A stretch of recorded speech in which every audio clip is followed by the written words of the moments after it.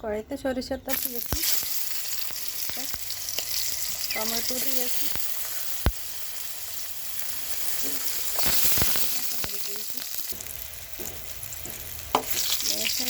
মরিচগুলো ভেজে নিয়েছি। এবার তুলে নিব।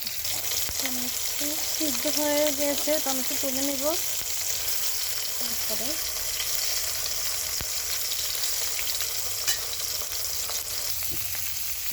মাছের লেজ ভেজে নিয়েছি, এখানে কিছু পেঁয়াজ আর একটু ধনিয়া পাতা দিয়েছি। এবার তুলে নিব। পেঁয়াজ ধনিয়া পাতা একটু হালকাভাবে ভেজে নিয়েছি, এবার তুলে নিব।